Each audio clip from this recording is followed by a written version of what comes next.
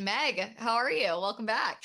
I'm doing great, Hayley. I'm excited for today's episode where we're going to do something that I don't know about you, but I love a good spring clean. And I feel like you can always apply that spring cleaning mentality in any aspect of your life. And as artists and entrepreneurs, who doesn't love a good spring cleaning in your business? And I feel like it's so needed. I don't know if other people relate to this, but I'm such a artist brain, like messy, like got a lot going on all the time. And then I'm like a let's get rid of everything, let's clean out. Like I do it to my closet, I do it to my office, but I'm not good at, even though I should be like cleaning up at the end of the day. I just feel like as an artist, you kind of like want to leave your supplies out and you kind of want to come back to things. And so I feel like a good every once in a while, like good deep clean out, like get organized. It's so refreshing, but like I need it. Totally. And I think some of these things like we put off because it takes more than 15 minutes and they aren't like money making activities necessarily, but the peace of mind to like have all those things done to then reorient yourself to go after your business goals, I think are so important. I definitely am in the spring cleaning zone, not even just for business, but this past weekend, I kid you not, Hayley, I cleaned all of our windows with a toothbrush. Like I like went around into like all the crevices and everything. And I feel like my spirit like in this house, it has just been such a jumble of chaos that I feel like I needed to take the whole afternoon to just get that one thing done that I've been avoiding for forever. And I know that there is a metaphorical window cleaning to do on someone's list that's listening today. And I hope this encourages them just to get going. Yeah, I love that. And there's something too that you said about like getting the one thing done that you've needed to do for a long time. I did that with my closet, and we can talk about it more because I read a great book about it or about like style in general and then how to like organize your closet. And so it spurred me to like fully take every single thing out of my closet and then put it all back in and get organized and all that. But it is one of those things that I was like, wow, I needed to clean out my closet for so long. Yes, that took longer than just, cleaning it up. It was like a full, let's take everything out and kind of reorganize. But then you feel so good after, and you're like, okay, that's not weighing on me anymore. Like sometimes you don't even realize things are weighing on you. I feel the same way about my studio space, like my office at home. I have to regularly clean it out, even when it's not like dirty or messy. But it's like if you don't do that regularly, it's like such a weight when it's finally clean again. Totally. And also that closet like metaphor, I feel like too, by you going through all your clothes, you also now are thinking like, oh, I have so many more outfit options than I ever thought. And I think that's the same too when you're going through your inventory.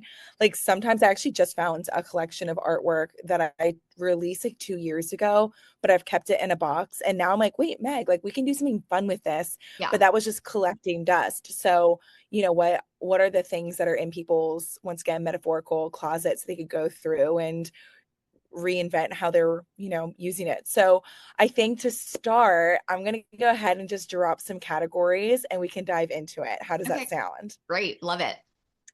All right, let's go. So the first thing that needs cleaning is our digital and workspace realm. Hayley, what are some of your ideas?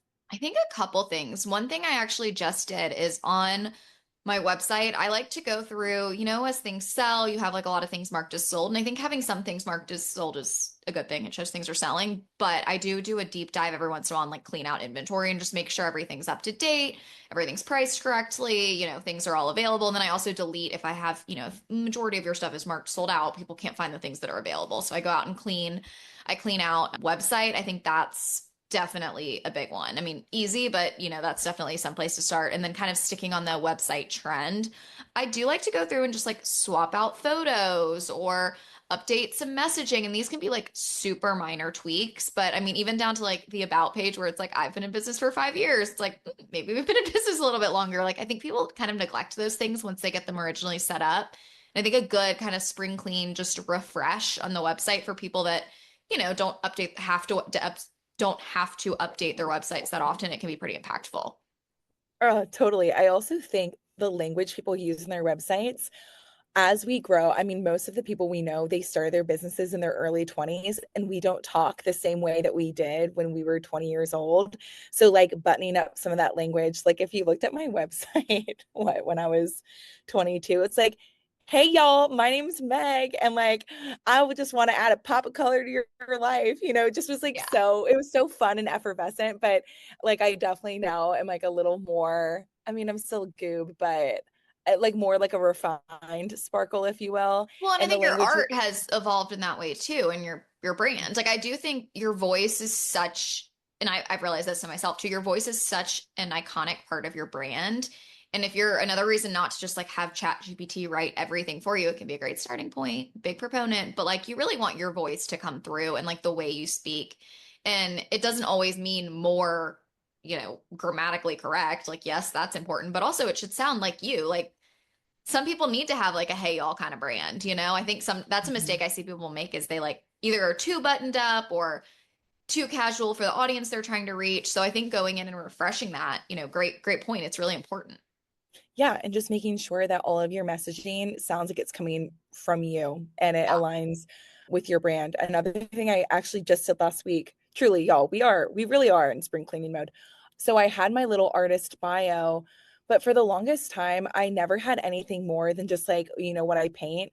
And I just added like further down, like a description, like my history in third person, where it's like, I was raised in Augusta, Georgia. I went to Georgia Tech. For the longest time, I didn't have that on my website, but I'm like, a lot of my collectors love knowing that we went to the same school or Yeah. something. And then talked a little bit more about my story about painting in New York City. And now that I'm back in Atlanta, like I want my collectors to know me. So if you're there listening and you realize like your about page doesn't really give anyone any reason to feel connected to you, maybe you should just add an extra blurb that gives people a broader perspective as to who you are as it pertains to your brand. Yeah, I completely agree with that. What are other ways you're kind of cleaning out in terms of like maybe digitally or physically? Like what are other things you're doing to really kind of get more organized? Okay, so I actually went through all of my contacts over the years, including QuickBooks, and I actually started filing like people under very specific email lists. For instance, I've worked with designers for one-off projects before, but I never thought to be like, "Oh, do you want to be a part of my design program?" And so I actually went through and then resent out invitations and got people into a program where I've had their email, some of these people for years, but it just zips in and out of the inbox or through QuickBooks that you just don't think when you're moving so fast. And so that was really great, was reassessing my contacts and putting it into a really thoughtful spreadsheet. I took notes as to how I know these people, projects that we've done in the past, and then also clearing people out of my queue. I just redid my commissions for spring, and you have some clients that are on their buyer journey with you and you keep their tabs, or at least I do. I literally have their name written up on my board. And for the projects that went through, like scheduled them, have them looking so nice and neat, and for everyone else that needs to move into a different phase, like physically moving them on the board. Yeah. So that was really really nice to do, and that has helped me so much with like that workspace mental clutter. Yeah, that sparked two things for me. One, when you're thinking about subsets, I think that's the word, of your Mhm. email list, I actually have gone through and I've done it kind of as an event has come up, but mine captures people's addresses if they purchase, like through Shopify, I guess. And so I've created a subset of like everyone that's in South Carolina or even everyone that's in Charleston. So when I have a pop-up, I can also directly send email. Like maybe I send one email to my whole list and then I can send like very targeted emails to people. And so that's something that actually most email providers will like let you do that if they've provided that information. So that's something you can kind of like proactively do if you're the type person that does a lot of pop-ups and things like that. And then when you said QuickBooks, I don't remember like the context, but you said it and it sparked going through and seeing all of your subscriptions. So I actually went through and I went through my whole 2020, tax season, whatever, like all of my expenses for 2024 and I put my profit and loss statement or like your Excel spreadsheet, whatever you have, and I put it in Chat GPT and I was like, can you tell me how I can save money next year? And it kind of pointed out, some high level, like spend less money on art supplies. I'm like, that's not going to happen. But it did point out like you could save money. Like these are all the things you're spending money on subscription wise. And like, there's the subscriptions that I just like forget I'm paying for. And it's kind of a good clean out too, like $5 here, $10 there, like definitely really adds up. But there's also some things that I'm paying for that I'm like, absolutely, this make my business run. But that's a good little like annual clean out too, especially since it's tax season. What's crazy is if you cut off 2 to 3 subscriptions, and let's just say those are like 10 to like $30 each, you can then either A, save that money, or B, reinvest it into an app that's actually really going to help your business. I think on Elizabeth's. We talked about HoneyBook. Notion, I think, is another one that she Yeah. mentioned on the earlier podcast. And if you're, a serial listener to the show, you know that there's so many subscription recommendations that we get from all these founders that join us. And how great would it be if you are reinvesting your money into a place that's actually going to make you money back? Admittedly, I realized I actually was paying for Canva twice. Oh my gosh. Like I had one for Meg Indy and then one for something I did like back in college. And it was like the lowest tier, but still I was being dinged for that every Yeah. single month. Well, and it adds up. I mean, I think too, it's with AI and technology and all these things, I feel like so many new apps are constantly coming out. So I've also realized like I'm such a tester. Like I'm like, oh, I'll sign up for 1 month or like the free week just to see if this is a better option. Like I know I did Notion, I didn't pay for it, but I like did Notion for a little bit and then it wasn't for me. But it's also good because sometimes like there's a better version. Like I just found a new podcast editing platform that I like way more than what I was using before. So it's also good to check in because it's not like in the moment I'm like, and I gotta unsubscribe and I'm gonna subscribe. Sometimes you just like do the free trial and so it's good too to go through and see like, is there a better, cheaper, or maybe it's more expensive, but it's a better option for, the apps and programs and things you're already using. Like I'm sure a lot of people listen to Elizabeth and we're like, oh, I probably should switch to HoneyBook from, you know, whatever they're using now. So things like that Mhm. can be really powerful. Totally, totally. I love all of those recommendations for our digital workspace cleanup. Now let's move into one of my favorite realms, which is let's do a brand and marketing spring cleaning. How are you going about a brand and marketing refresh this spring season?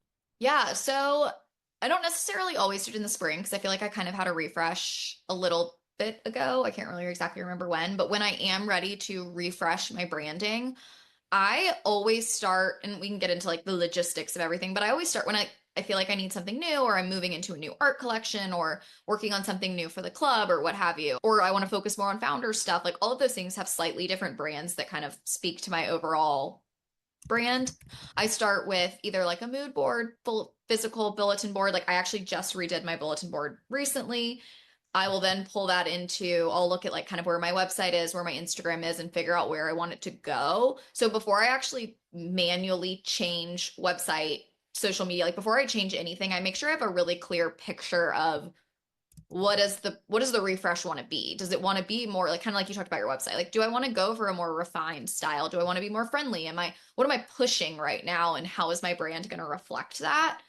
And so once I have, and I know you're a big like mood board girl too, but I think once I have the vision, then I can start working through like the tactical, okay, how am I going to actually clean out and clean up and refresh these different platforms? Totally. And not everyone's going to have to fine tune every single spring to your point. I feel like the more veteran you become in your business, it kind of just like, it takes care of itself. But especially our girls that are just starting off, I feel like every month, every 6 months, then every year, you do have to do a little bit of tweaking and assessing to make sure things are serving you. We love a brand audit. One thing that I always would encourage people to do is figure out if all of your platforms are all saying the exact same, like they're putting forth the same message. So for example, I had to recently go through my Linktree and by the way, if no one's using Linktree here, you should. It's awesome. I love it so much. There's a free version and it's way better than like an Instagram menu. Do you use Linktree? I use one through Wix, one through Instagram, and one through Shopify. So, Wait, and does I'll Shopify do a currently use Linktree? Linktree. They have like a something. I don't know. My assistant set it up. I can't tell you anything about it. Wait, I wonder if it's prettier than my Shut up, free Lauren. Linktree. Okay. I don't know. You look at the Scouted Studios, then look at the Art Coaching Club, and then look at Haley Price White, and you can get a full run for which one you think. I mean, none of them are like anything spectacular, so. But feel free Love to pick look, and your I can tell you favorite. which one uses which. Amazing. Well, if you guys want to evolve past just like using the Instagram links, because I think you can only have like five. Yeah, it's the If you most use, minimal. it's very minimal. Linktree, it's like 10 plus. I'm sure there's a limit at some point, but you can actually include photos, thumbnails, videos. It's so nice and visually appealing.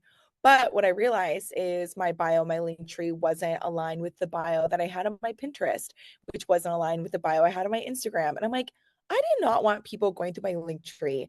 And with every tab that they click, they're getting a different version of me. That's confusing.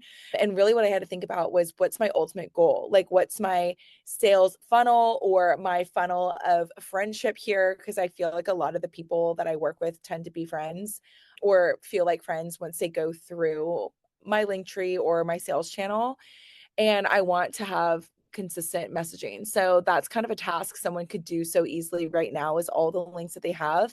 Make sure that wherever someone clicks and where they land, they feel like they're still within the same country of your brand. You know, they're not like going abroad somewhere crazy.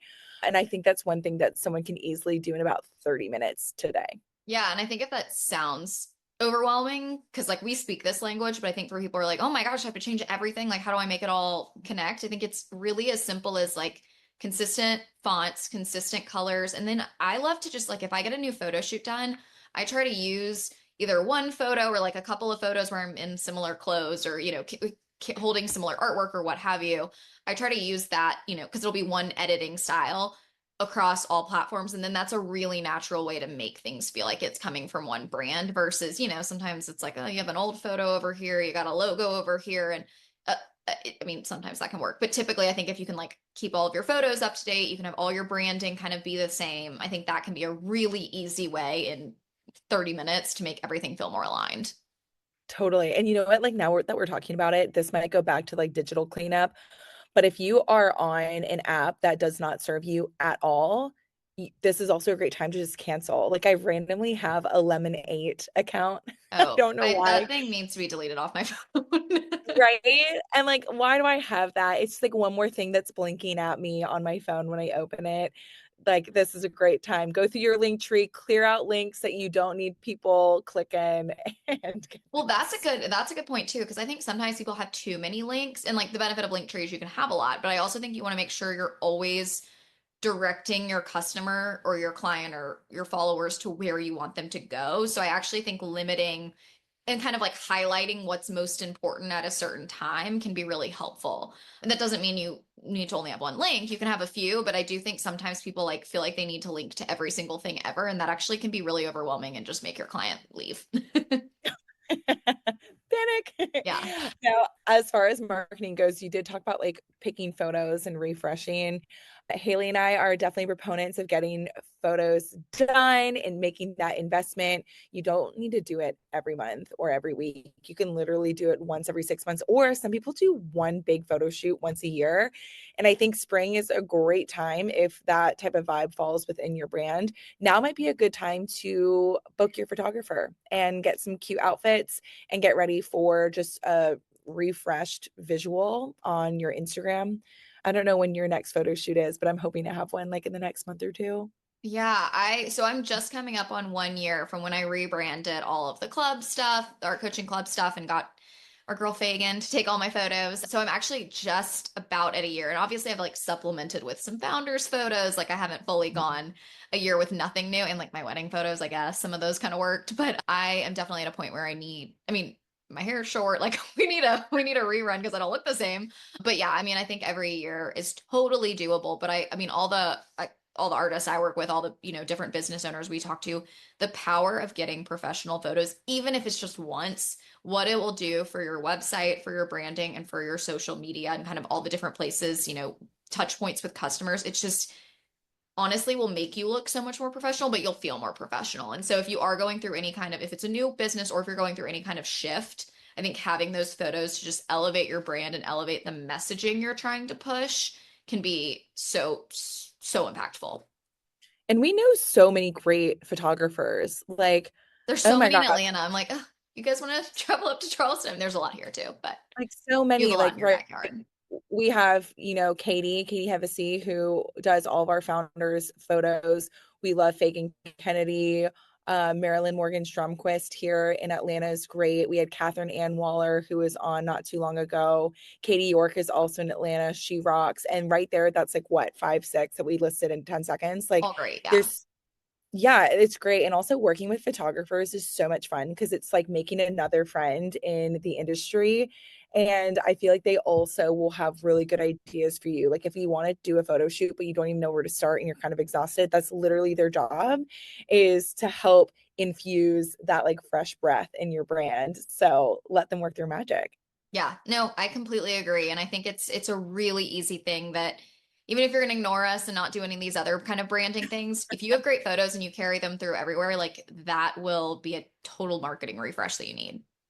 Okay, wait, real quick too, with photos Mhm. to get the most bang for your buck. And I've been doing this now every single month. At the start of a month, I will take all of my photos and dump them into Pinterest. So Oh, smart. it is amazing. I'll do 50 to 100 pins at the start of every month and I'll schedule them out. And every single one of them links straight back to my website. And it has been such a great source of traffic, but also it's like me reutilizing these images. Just because you took the photo once doesn't mean you can only post it once. Girl, any one of the photos that I've paid for in my lifetime, they will make a reappearance at least 100 times before I retire them. Oh, I'm the exact same way. And I actually need to, I was doing that for a while, but I need to put that in my calendar. I love that you just do it once a month because I feel like for me, it's like, oh, I should do that. And then I kind of forget about it. But I think that's such an easy way. And with Pinterest, I mean, I know you can like schedule things out. It's just so easy to get that done. And I also think like the dump model where you just put them all in there versus like me, sometimes I'm like, oh, I'm going to do it when I post this blog post. And then, you don't, it's just easier to just dump it all at once and have it connect back to your website. And it feels so satisfying. Like I Yeah, love it. I love like batch doing anything. It's way more gratifying than it is to go on every day and like post one little photo. Like, no, absolutely. annoying. Like do it big and you have to think about it all month long. Yeah. No, I love that. And I think that's another kind of clean out thing is like how can you set up your calendar where you can be batching more? So whether that's like an app that allows you to schedule for things like Instagram or which you can do a lot of that inside these apps and programs too, but that's another thing where I do like to regularly look at my calendar and be like, are there ways I could do things more efficiently? Like almost clean out my like mindset in my calendar. Like can I, like you just said, like that's such an easy thing for me to just put an hour in my calendar and like do a Pinterest dump once a month. Like things like that can be really helpful to do every so often too. That and like rethinking when you schedule things. Like here's a Yeah. great example. Haley and I normally we used to always meet first thing on Monday mornings just to whoop get it out of the way. But then I was like, wait, my Monday mornings are insane. Like Yeah. that it's like off to the races. It's too crazy. And so just this past year, we bumped it to an afternoon on a Monday. And it's like by that time, we're kind of breathing, things are slowing down, and it makes our calls so much more enjoyable. So also maybe rethinking your schedule. So, with that, let's go ahead and transition into our next realm. Let's talk about financial spring cleaning. What is that looking like for you? Yeah. So I think definitely I kind of touched on inventory like on the website, but I think also, I mean, it depends on what kind of business you're in, but I definitely know as an artist, I like have things that just get piled up or like, especially like paper pieces. I'm like, I need to keep track of like where things are, in terms of like my galleries, myself, like where things are in my home, like what I have available, what I don't. If anything's, old and like needs to be refreshed or what have you. But I think with that too, thinking about like pricing. So looking through my artwork and seeing was there certain things that like flew so quickly that maybe they were underpriced? Were there things that, I've gotten a lot better? Like I do house commissions and like I'm just frankly I think I've raised my prices over time because I priced too low to begin with, but also I'm better at drawing. So I've raised my prices there. So I think kind of reviewing just where things stand in terms of your business can be really important. What do you think? Oh, right there with you. One thing that's hard is as you grow as an artist and your prices do change, you don't want your clients to be confused when they go to your website. And if they go back through your archives of sold pieces, like a piece that's still on your website from 2 years ago is like, I don't know, $600 cheaper than the same size that you're posting now. That's confusing. Like, y'all got to go through, y'all got to clean that up. I know for me, there were some pieces I wanted just to keep on my website because I wanted people to see, like, this is what I can paint for you, like for commissions, for instance. And two ways you can go about that is first of all, those pieces are already sold, so no one can, purchase them. You could just change the sold price so people understand like this is the pricing now if you were to commission something similar. Or you can just take that image and pop it into a different page as like your archives or your gallery. So it's just images, and then they can glean how much that size would cost based off of whatever's currently available in your store. So that's one thing I've been doing recently, is just trying to be really good about adhering to a pricing structure. And I think with artists, it's hard because there's so many things to consider. It's like, Yeah. do you put frames on it? Is it paper? Is it canvas? Which I will say, this is actually a really great time. Instead of expanding your offerings, maybe this is your time to really tailor it down. I used to offer like 16 sizes, and now I really do work within 8 sizes, and that's it. And the pricing feels good. And I'm not, tweaking one little price up a few, dollars because it's a few inches more. That drove me nuts. If someone wants something custom, we can talk about that. But I actually think I had a lot of peace of mind doing it that way. And actually, the last time I had a pop-up event, it was so much easier to be like, right here, these are all the sizes and these are the prices, and that's it. I do think people get inundated with choices sometimes, and that can kind of affect their decisions as well. Yeah, and I think going off that and speaking about kind of financials and stuff too, I did kind of an audit at one point and realized like what sizes were performing best. And I think any business you can see like are certain products selling best. Like for example, if you do prints, like if there's one SKU that's doing really well, can we like nix some of the others and save some money or make it clear, what again, like what customers should be led to. But for me, there's a certain size of the house commissions that like I like doing the best. It also has kind of the best return based on like the time I put in, the size, like what I can charge. And so I just stopped offering all like I used to offer lots of sizes, and now I'm just like this is the size, and I think it's the best size because you can easily put it in a frame. It's the easiest for me to do. It's a great price point for everyone involved, and I can do it within a very specific time frame, and I like have the envelopes to ship it in or the boxes or whatever. And so I actually kind of did that research to see this makes the most sense like time wise, profit wise, and it's easier for my customer. And I think there's a lot of ways you can do that too. Like if you're doing all these different launches and all these different types of products or all these different types of sizes or whatever, like a lot of the time you're actually going to perform better if you take the time to figure out what's best for you, best for the customer, and scale down. Ooh, one thing you just called out there, Hayley, is having like the boxes and the supplies needed for a specific size. Oh my gosh, you will wind up wasting so much money if you need different cellophane slips, backboards, map boards, all of the things for all of the sizes. And Yeah. I had to learn that the hard way. Like, I don't know about you, but I remember I had a set of 4 inch by 6 inch cellophane like slips to put, artwork in for those of you that are unfamiliar. I had like 200 of them for years because I over ordered and it was a size that I never do anymore. And I just got Yeah. stuck with it. And what a waste. You know what I mean? Yeah, no, and I think that's exactly why it's like stick to what does best. And I think that's something to think about too. Again, I'm like talking about artists, but like what sizes are easy to frame? Like if you're between, I think I talk to a lot of people and they're like, well, I'm going to offer print size, for example, in every single size. And it's like, okay, well, what if you just narrow it down to three sizes and you do like, you know, a 5 by 7, an 8 by 10, and like a 11 by 14.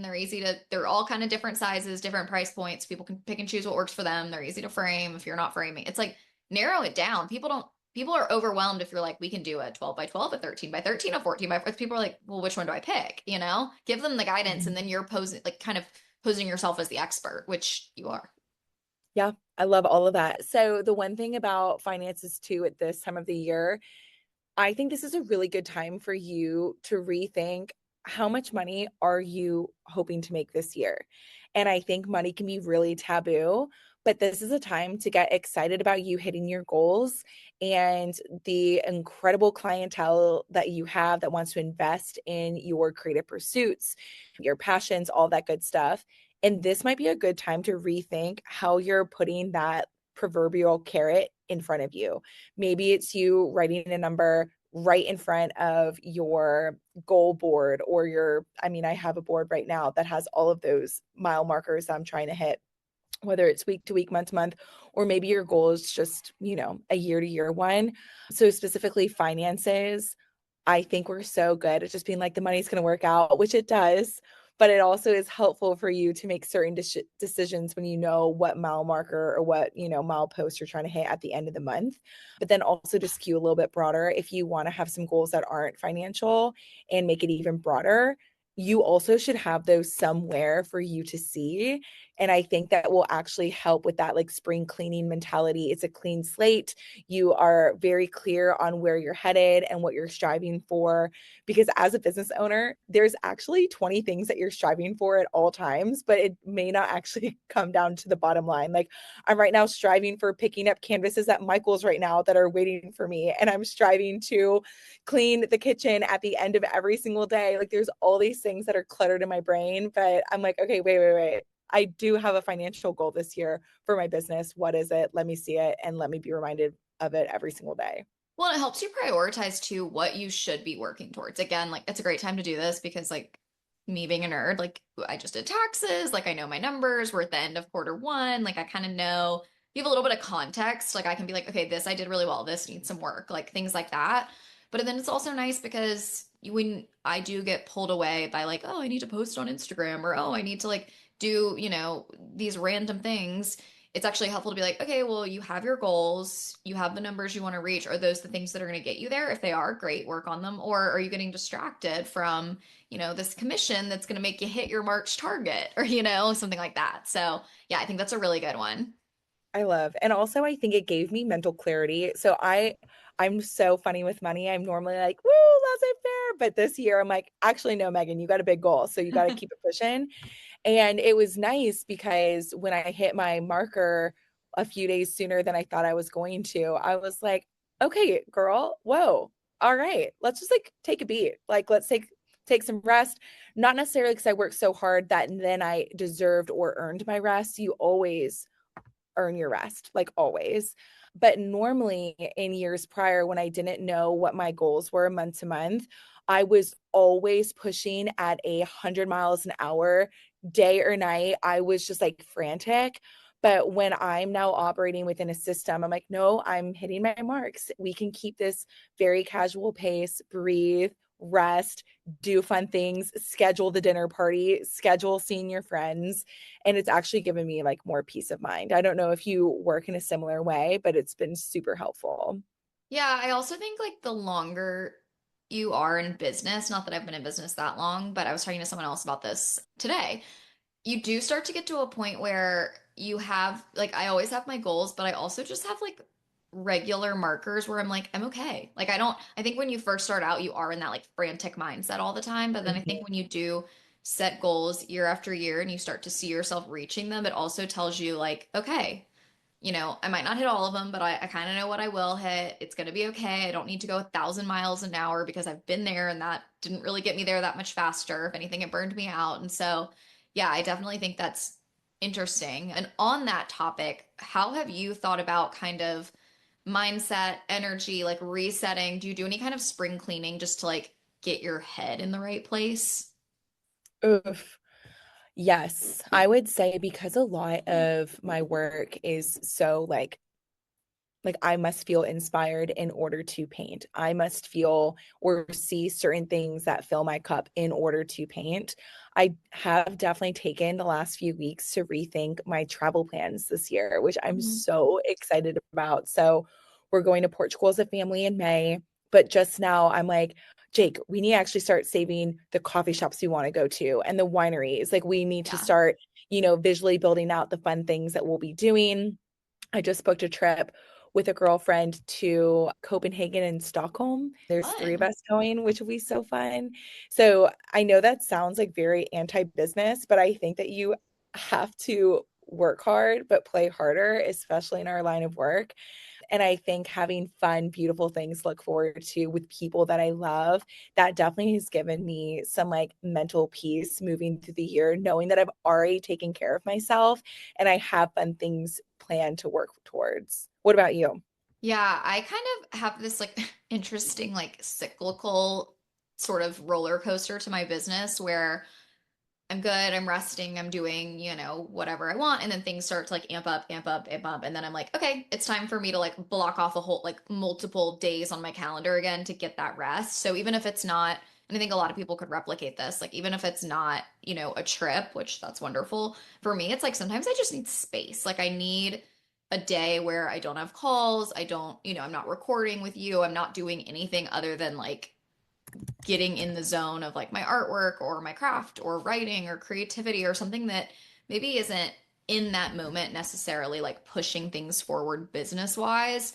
But like even this month, I like challenged myself to do one thing creative every day to like just get out and explore. And that was more of a, like a small scale. But I do think the way my business works is it's like I get super, super busy and then I remember to like block off my calendar and then things start to like tick, tick, tick. They're really, really busy to block off my calendar. But it works well for me because I get that balance of both where sometimes you just have to be reminded to like take the space because I think as creatives and as especially just as business owners, like even if you're running what you don't like an accounting business, even if you don't think it's creative, I think to have grand business ideas, you need space to just think. I think like a lot of CEOs, I've like maybe it's like I can't remember who it is, so don't quote me. But there's a lot of CEOs who like take like think weeks or like take whole days to like go and walk and like get their mind straight. Like that's really common because we need that to come up with any type of great idea. Like not just limit it. I mean, I know most of our audience is creative, so I just don't want to limit it to creatives because I think everyone needs it. Everyone needs it. I actually went to dinner the other day and it was this girl that was between jobs and she I think was so panicked that she was in between, even though like her second job is on its way. And the first thought in my mind was, how exciting, how indulgent. Congratulations. I'm so excited that you're in this in between season. Embrace that. Like, you will never be gifted this time ever again. Because I do think, to your point, we are the last person to like grant ourselves the time to just rest, be playful, be bored. Oh my gosh, what a blessing boredom is these days. So I think that's really, really good. I also think, as far as, that spring invigoration, mindset, creative energy goes, I think trying something new in your business, especially if any of you have felt coming out of these winter months that something has just been stagnant or stale or you're not having fun, whether it's within your business or outside of it, like a hobby. Think of something new to almost get that blood pumping again. I think I might have talked about this possibly in our last open studio, but the thing I'm trying to do differently this year is I'm trying to do Scott's Antiques. And my first one is this month. Actually, I think by the Okay. time this airs, I think I'm going to be gearing up to do my very first show ever. And you know me, I don't like to do like markets, but Scott's is different. It's like a 4-day shindig. You set up early morning on a Thursday and you are in full blown, like, I don't know, showcase mode through Sunday. And I think it's going to be a hoot. It scares me a little bit, but I think that's part of the reason I was like, Megan, you've been doing this for so long. You need to be reminded that you can be scared in all of the best ways. So this is kind of like a fun leap of faith thing that I'm just going to go give it a shot. What about you? Have you done anything new recently, Hayley, that people I can love relate that. Oh, I think to? also like yes, but expanding outside of business too. I love putting myself in like I don't think uncomfortable situations is the right word, but like doing things I don't know how to do. Like, so whether it's taking a class or going to like an event or like there's always like interesting speakers and like just things going on in Charleston. And I just think reminding myself to like attend a lot of them. Like we just had, it was Charleston Design, I don't remember what it's called, like Design Month or something, but they had all these speakers come and there's just a lot going on. And so I think like putting yourself out there and like saying yes to those kind of things, but also like I'm such a proponent of like go take a class, go do something you're not good at, make a hard recipe, like without any intention. Cause I think that's where my best ideas come is when I'm like just doing something that's outside of the ordinary, like outside of my regular kind of routine. I love. Yeah, I think it's funny. People's spirits need something different. Like some people need to press pause to reinvigorate their spirit. Some people need to meet someone new to reignite something. I definitely think, and I kind of want to hear what you think yours is. I think I love the adrenaline. Like I need an adrenaline type of thing that will kind of fill my cup in other ways. For instance, like when we were planning our very first getaway. There was so much adrenaline for me. Like it was new and we've never done this before. We were building the plane as we were flying it, as we always like to say. And that actually poured into so many other realms of my creative business. So I think I might be a bit of an adrenaline junkie, not necessarily in like a roller coaster skydiving way, but in a business way, like leaps of faith fill my cup and it forces me to take other leaps elsewhere once I do the leap and I'm like, oh, that wasn't so bad. Look at this. Love it. Love the view from here, you know?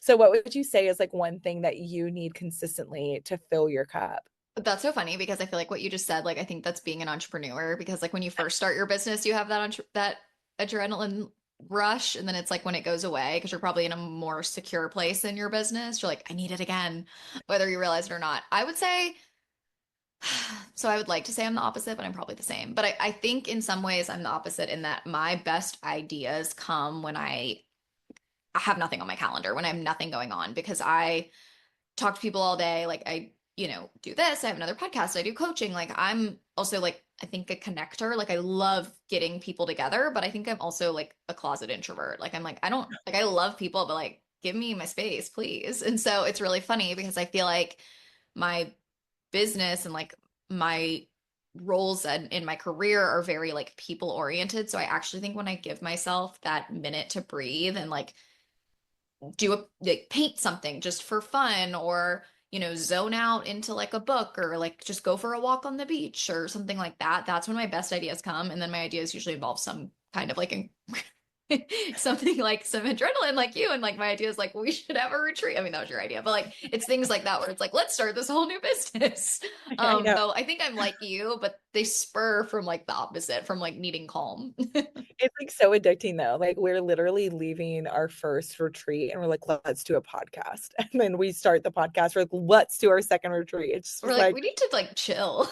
I know, like, what the heck, you guys? Like, but it's so addicting. It's like tattoos. Like, some people, once they get their first, they're like, oh, it hurts so good. And they get another. I think that's like what entrepreneurship is. You're like, well, that scared the Totally. living crap out of me. Let's do it again, you know? Yeah. So that kills me. That is so, so funny.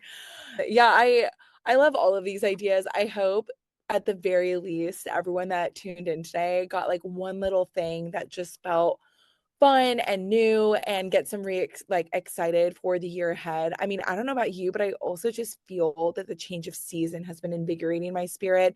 My goodness, did I not realize how much I miss the sunshine and flowers and all the good things until just this past week. Oh yeah, we're finally like hitting our stride. Like it is warm here. And I mean, Charleston's such a like outdoorsy city, but it's like the minute the sun comes out, time changes, things warm up, like the social calendar is immediately filled with like people wanting to get out in the world again. And it's so invigorating. But I have to remind myself too, like, you need that alone time, you need to like chill. But it's the best. Like Wait, longer does that make days. you does that make you an ambivert? Is that what it's called? Yes, yeah, I've been told this in many occasions. I like struggle with like, what am I? Yeah, I really do think that there might be something to creative people where it's like when they're on, they are so on. And as soon as they like the last person leaves their home, they like crash and they're like, nobody talk to me, lights down. I'm gonna binge Netflix for 24 hours. Like, leave me alone. Right. Well, and I think it's like the reason I used to think I was like definitely more introverted, but I was like, No, because I'm extroverted and I am, and what that means is like you are fulfilled and you are rested when you spend time with other people versus when you spend time alone. And so I used to think, oh, I'm only like feel my most rested when I am alone, but I actually am like, no, like if I spend too much time alone, I need other people. It's like a really interesting dynamic where I have to have both, but if the scale is not even, I crash like either way if I have too much of one. Which, Amen, sister. I feel that same way. If I spend too yeah. much time alone, I get a little sad. Yeah, and it's hard. I mean, you really do have to balance it when you work for yourself. Like you don't realize the extent of it until you work alone. And you're like, oh, I like need like today I went into the office and Caroline was there and we had a great time. And it's like you need those little touch points. I'm talking to you. Lucky you. I'm just kidding. Yeah, I feel like having someone like you that I get to like just chit chat with, especially on a Monday when all my other friends are like in their corporate Grind bubbles. mode. Yeah.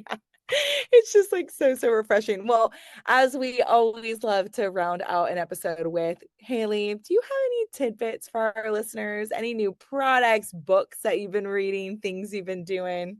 I know, I'm trying to think. I forgot about the tidbits today, but I really recommend this is like so me, but whatever. I've just redid my mood board. And so one, I recommend subscribing to magazines. It's so cheap. Like I got something in the mail the other day and Jack was like, what is this subscription for? Like another subscription. He was like, "Oh, it's $12 a year." And I go, "Yeah, that's all my because they like, Prince dying." So support your local magazines or your not local, whatever. So I definitely recommend that. It's great for the mood board. It's great for like, again, when you need those moments of inspiration, like flip through Vogue. Like it's great. So definitely recommend that. And then also I've been going through a lot of old photographs and I found so much inspiration, even if it's not direct, like, oh, I'm going to paint the picture, but just like kind of going through like nostalgia and like colors and old photos and things like that can be really inspiring or just, heartwarming and nice. So I recommend like picking up some photos, flipping through them, and then going old school and picking up a magazine, flipping through that too. I love that's so good. Okay, I think my tidbit for this week is y'all should go to Home Depot and get yourself some herbs, some fresh herbs that you can enjoy. I got their lavender. What a delight to wake up in the morning and water my lavender, and I'll even like rip off a little bit and smell it. It's like very like sensory and incredible, and I love it. So I have a few different things out there right now. And I guess my other thing is using your nice stuff for casual hangs. And this is my example. A girlfriend of mine, Rosie, invited us over for a barbecue. And I feel like when someone says barbecue, you have a very clear idea of like red solo cups, and we're all just chilling in the backyard. And, it is just, a fun time. But we went to Rosie's house and it was this whimsical escape. And she pulled out the tablecloth. She had these like rattan, like wrapped glasses that we're drinking out of. She made actual floral arrangements and had candles out. And it was just the most delightful, elevated touch to what could have just been like a very fun and casual evening. She made it so whimsical. And it was just by really using all the beautiful things she had on hand and not like saving them for a quote unquote special occasion. She let that be a special occasion. And I feel like I strive to do that. But seeing Rosie do it, I'm like, I need to do this more. Like, I love that. I love, love, love. So maybe this spring, everyone should just pull out their fine china and have friends over and just do things that feel whimsical and special because why the heck not? Oh my gosh, I love that. Totally agree. Well, this has been great. What a great little, I feel like I have so many things I need to go organize now. Yeah, I feel so inspired. I'm I'm like like, looking I at feel my like I did some of studio. those, but there's a lot left I need to do. Oh, girl. Yeah, I'm like, you can see my studio behind me in our little Zoom call, and she is messy. I think I have coffee mugs down here from like 2 weeks ago. Y'all don't be like us. Go ahead and get things cleaned up, zhuzhed up for the year ahead. We believe in you. We love you. And we will see you right back here on the Founder Society podcast next week with our next guest. See y'all then. Bye. Bye.